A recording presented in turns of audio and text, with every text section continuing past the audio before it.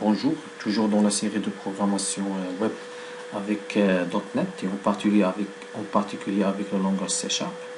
Et après avoir réalisé notre premier contrôleur qui est Hello Controller, donc qui a mis en place un ensemble d'actions, et on a montré dans lequel un ensemble de vues et on a personnalisé aussi l'affichage et le type de retour de chaque action.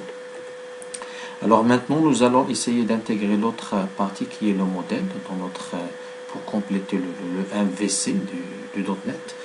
Donc c'est pour cela nous allons avoir besoin d'une classe qui va représenter une entité. Donc cette classe-là, elle s'appelle produit.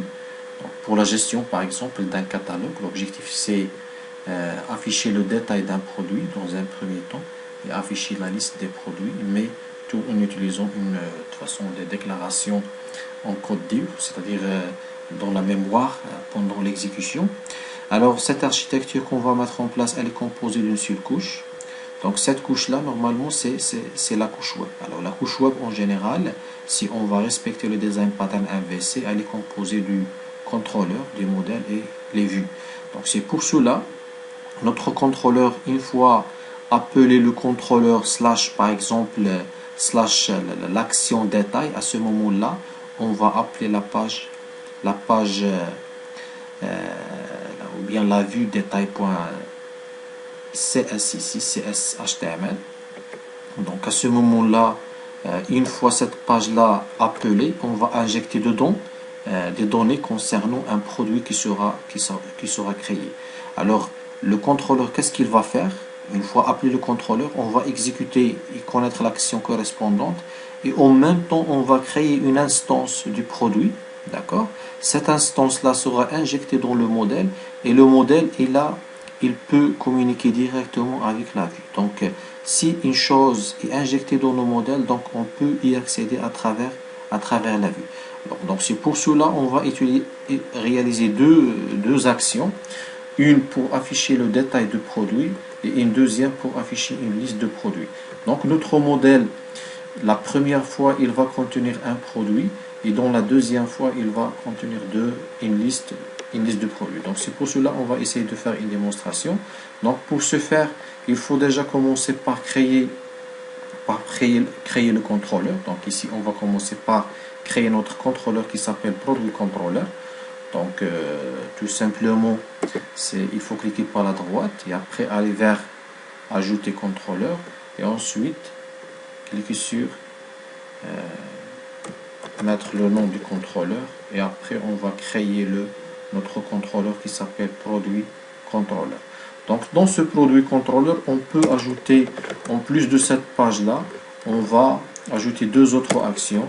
Une action qui va afficher le détail d'un produit et une autre page qui va afficher la liste des produits. Donc une fois appelé cette action-là, on va appeler la liste de produits. Donc ici, on va par exemple appeler la page la vue détail ou bien on peut la laisser par défaut parce que ça correspond au même nom. Sinon, s'il s'agit d'un nom différent, à ce moment-là, il faut préciser le nom exact de la vue. Alors de la même manière ici, une fois appelé, c'est-à-dire l'URL, le nom du serveur, ou bien ici pour nous c'est localhost, suivi du numéro de port, par exemple la 1, suivi du nom de contrôleur, ici c'est produit, suivi de détail. À ce moment-là, on va exécuter cette action-là. Alors avant de l'exécuter, il faut injecter dans le modèle,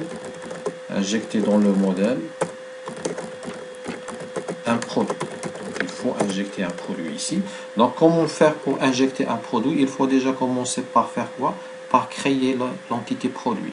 Donc cette entité-là, on va la mettre par exemple dans un autre dossier. D'accord? Donc on va l'appeler, par exemple, on peut l'appeler entities. Donc entities pour mettre dedans les entités qui vont concerner notre application. Alors dans un premier temps, on va mettre nouveau élément. On va créer, de toute façon c'est une classe. Donc tout simplement, on va mettre le nom produit.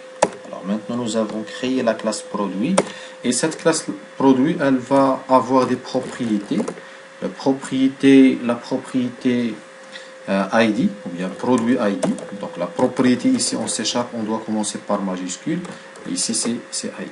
Alors chaque propriété a ses getter et ses setter. Donc c'est la manière à utiliser pour gérer les donc public. Ça c'est ici c'est int. Il faut préciser le type. D'accord. Donc ça on l'appelle propriété parce qu'elle a le getter et le setter. Alors de la même manière on va déclarer la désignation. Et ensuite déclarer le prix. Donc un produit, il a un ID, une désignation et un prix. Donc maintenant dans le contrôleur, si on souhaite bien sûr utiliser cette classe là, il faut faire appel à ce namespace, d'accord. Donc il faut l'utiliser par la suite. Alors dans le contrôleur, dans l'espace des contrôleurs, on va faire de toute façon c'est ici. Alors on va aller dans produit contrôleur et dans le détail on va créer un produit. Donc produit P, puisqu'on ne le connaît pas, donc ici il faut l'appeler. Donc produit, il faut utiliser l'espace, cet espace là, et par la suite mettre P égale new produit, d'accord. Et pour créer une instance ici en C#, on peut faire cette manière là, c'est new produit entre accolade et préciser l'ID de produit, d'accord, égale à par exemple 32, après la désignation égale à LED 32, et ensuite le prix qui est égal à 3200. Donc toujours je suis la même logique. Donc pour la création des attributs ou bien des valeurs, donc ici j'utilise toujours LED 32, l'ID 32, le prix 3200 et ainsi de suite. Alors ici normalement il y a non correspondance de type. Alors je dois vérifier le type que j'ai précisé dans l'entité produit. Donc, vous voyez ici désignation, normalement il s'agit d'une chaîne de caractères. Alors maintenant dans le produit contrôleur, qu'est-ce qu'on a? On a créé le produit. Alors qu'est-ce qu'il faut? Une fois créé le produit, donc le produit contrôleur il a créé une instance, qu'est-ce qu'il va faire dans la suite? Dans la deuxième phase, il va injecter le produit créé dans le modèle. Donc pour ce faire, tout simplement, de toute façon on a ici le P, et on a ici un ensemble c'est-à-dire on a ici un constructeur. Le TuneView c'est un constructeur. Par contre ce constructeur là normalement il est surchargé en plusieurs fois. Ça c'est le premier constructeur qui contient aucun paramètre. Le deuxième constructeur il peut avoir en paramètre une vue. Le troisième paramètre il peut avoir un modèle, c'est-à-dire si on va injecter ici un P, donc il va représenter l'object modèle, comme si on a injecté dans notre modèle un produit qui s'appelle P. Voilà, donc c'est équivalent à modèle. Maintenant le P c'est un modèle. Alors maintenant dans la vue je peux connaître le P. Donc qu'est-ce qu'il faut maintenant? Il faut créer une page qui s'appelle détail, donc ajouter une autre vue qui va s'appeler détail, et ensuite faire appel à ce que nous avons déjà précisé dans notre produit. Alors c'est pour cela il faut faire appel à modèle, d'accord, modèle, et en même temps faire préciser le modèle, quel est son type. Donc le modèle ici c'est object en général, mais maintenant on va essayer d'appeler, c'est-à-dire l'entité qui appartient au namespace hello world.entities.produit. Donc l'application elle s'appelle hello world, d'accord, .entities.produit. Donc notre modèle maintenant par la suite il va correspondre à un produit, parce que c'est lui qui est injecté, c'est un produit qui est injecté dans le constructeur de la vue ici. Donc dans le constructeur de la vue on a injecté de toute façon un modèle. Vous voyez ici object model, view entre parenthèses object model. Donc le P représente modèle. Donc pour l'appeler, on va tout simplement mettre ça, et pour dire que l'autre modèle correspond à un produit. Maintenant qu'est-ce qu'il faut faire? Il faut tout simplement afficher ces informations là. On peut utiliser des balises HTML. Alors ici c'est le prix, on peut mettre prix de point arrobasque. Donc modèle, maintenant on va utiliser modèle en majuscule pour accéder aux attributs de notre objet qui est P. Alors là, on va faire l'ID dans un premier temps, l'ID, et après la désignation, et finalement, on peut mettre le prix. D'accord? Donc le prix. Voilà. Donc si on va exécuter notre page, donc automatiquement, si on se trouve ici, alors si on va exécuter automatiquement, il va faire appel à l'action suivante, c'est-à-dire à cette action-là, du produit contrôleur et exécuter la page détail.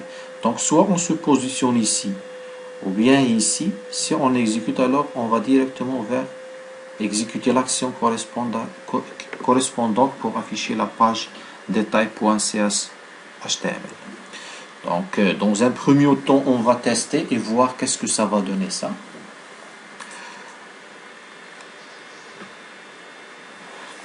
Alors, on va fermer les autres fenêtres qui sont déjà ouvertes.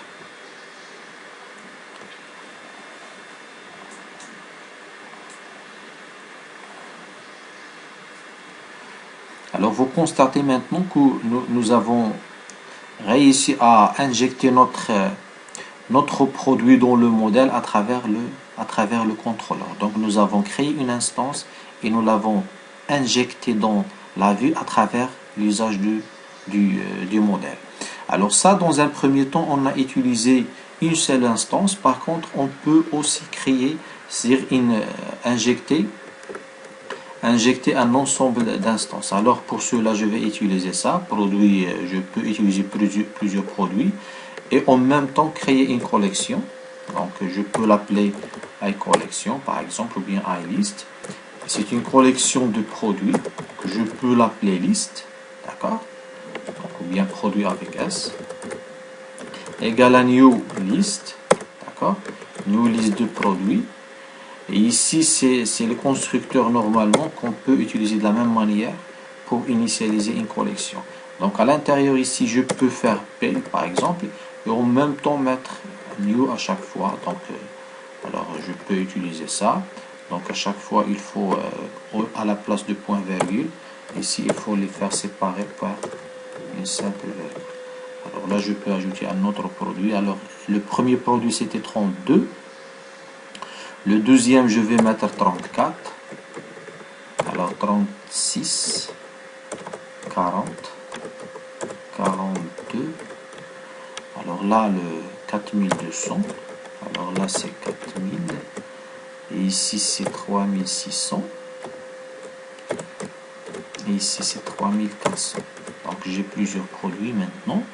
Alors là on va faire ici c'est une virgule, c'est une simple virgule.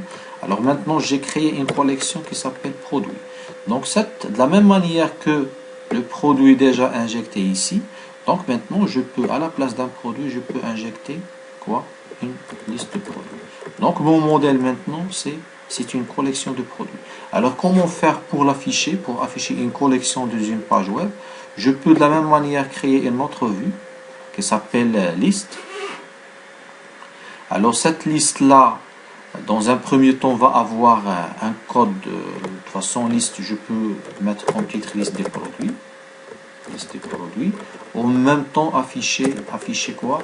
Afficher tout le contenu. Donc pour afficher le contenu, déjà il faut faire appel à notre modèle. C'est quoi maintenant? Modèle c'est quoi? C'est pas un produit mais une collection de produits. C'est pour cela je vais mettre ici donc a collection de quoi? De produits. Donc de produit il n'est pas visible directement puisqu'il n'est pas illisible, donc je dois mettre le chemin complet, hello world point entities point produit. Donc j'ai une collection de produits. Alors ça c'est mon type. Alors maintenant pour les afficher je peux utiliser la syntaxe for. Alors for each. Alors for each produit parce que ici normalement il faut refaire l'appel de tout ça, d'accord. Je peux faire ça par exemple ici je peux faire produit P in quoi? In model. Maintenant mon modèle c'est tout ça, comme tout à l'heure. Alors maintenant, je peux faire une accolade ouvrante pour dire, je peux mettre ici façon prix ou bien ID et mettre ici l'ID. D'accord? Donc, je peux mettre ici P.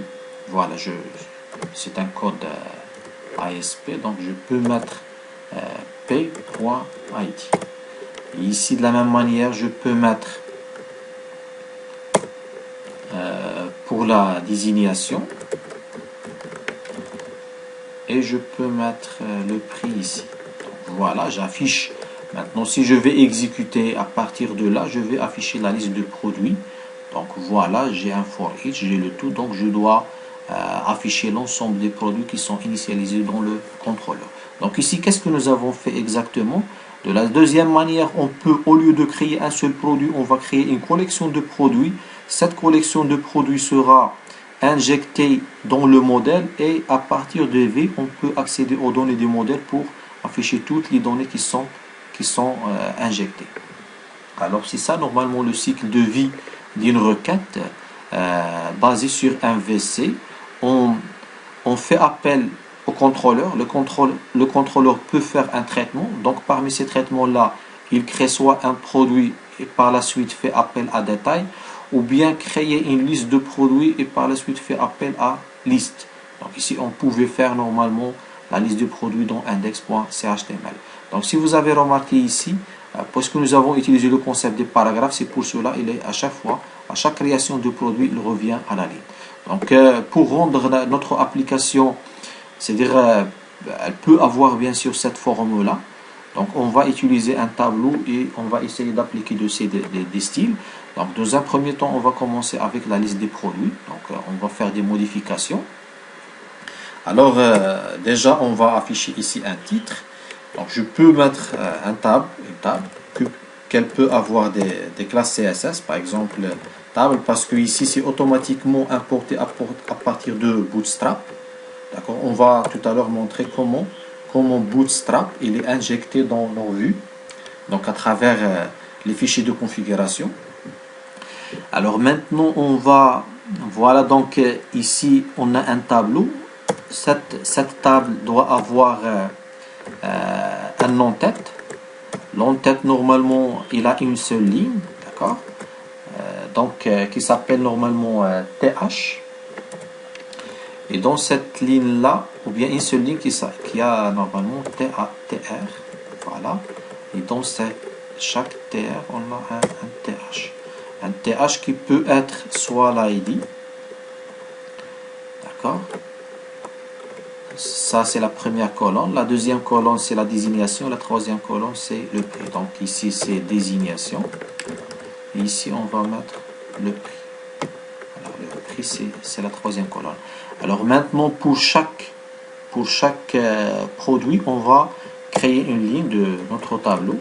Donc cette ligne là, elle contient toutes les informations concernant le produit. Donc maintenant on va éliminer le P pour ne pas, donc il s'agit de tout simplement, il faut éliminer même ça. Donc par la suite on peut faire ceci, voilà, et garder tout simplement dans chaque, je vais faire ça. Et après ça, normalement c'est un TD qu'il faut, voilà. Donc on a formaté l'affichage en utilisant les balises HTML de manière à créer un tableau de produits avec les styles correspondants. Donc ici c'est TD. Et voilà, maintenant nous avons terminé. On va juste examiner le code. Alors ici on va voir qu'est-ce que ça va donner là. Donc si on n'a pas oublié quelque chose, donc la table, on a la balise de fermeture pour le T-hit et pour le TR. Donc on a ici l'ensemble des éléments qu'il faut. Maintenant si on va exécuter, a priori on va avoir une liste de produits avec un tableau ayant des styles CSS.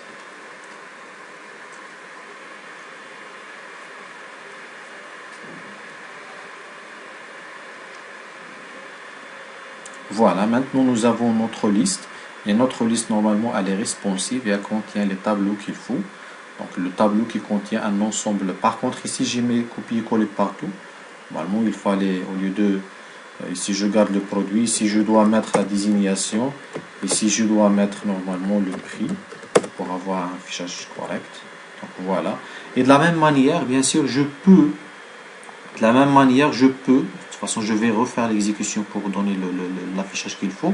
De la même manière, je peux faire la même chose pour appliquer un style, mais concernant le détail d'un produit. Donc, je vais essayer en utilisant les panneaux, d'accord, donc des styles de panel. On va essayer d'avoir un tel affichage. Donc ici déjà vérifier est-ce que maintenant voilà on affiche toutes les informations qu'il faut. Maintenant à partir de la page détail on va afficher un style qui sera appliqué ou bien on va ajouter un style qui sera appliqué au détail d'un produit. Alors dans la page détail, dans la page détail d'un produit, qu'est-ce qu'on va faire? On va, au lieu d'utiliser directement ça, on va utiliser un div, bien sûr. Dans un premier temps, on va utiliser un div. Un div classe égale à panel. D'accord. Donc, default panel. Normalement, c'est panel default.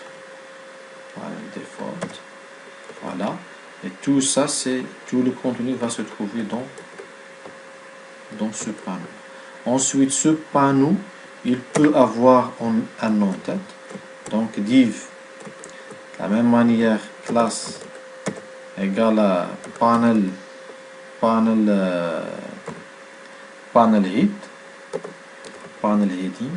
Voilà, c'est ça. Panel.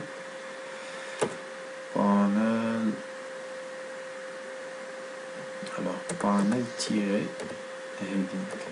Voilà, panel heading.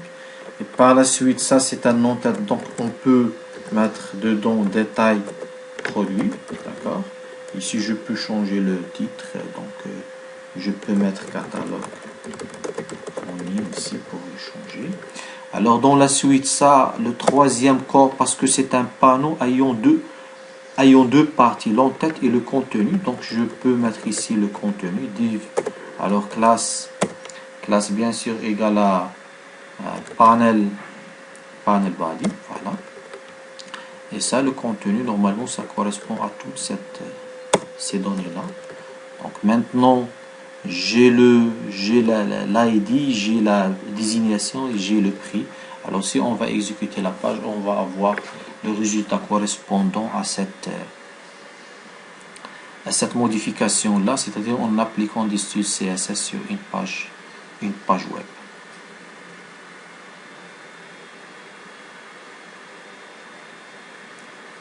Voilà, donc c'est le résultat obtenu à travers ces modifications-là. Toujours, il faut remarquer que nous passons à travers l'usage de ces manières-là, nous passons bien responsive. Alors, ça c'est une démonstration pour créer notre propre contrôleur basé sur un VC, c'est-à-dire Controller Model View. Donc, qu'est-ce que nous avons fait? Nous avons créé un contrôleur qui s'appelle Produit Controller, qui fait appel à une entité produit pour créer des instances. Et ces instances-là peuvent être injectées à partir du contrôleur vers le modèle. Et ces données qui sont injectées dans le modèle, ils peuvent être utilisées dans des pages web. Donc, en faisant les différentes démarches à réaliser ça. Et il faut rappeler, jusqu'à maintenant, on a utilisé une seule architecture. Par la suite, dans les vidéos suivantes, on va faire évoluer cette architecture-là. Alors, au lieu d'utiliser une seule couche, la couche web, on va utiliser une autre couche, la couche d'accès aux données, à partir de laquelle on va accéder à une base de données SQL Server. Donc, ça, c'est dans les prochaines vidéos.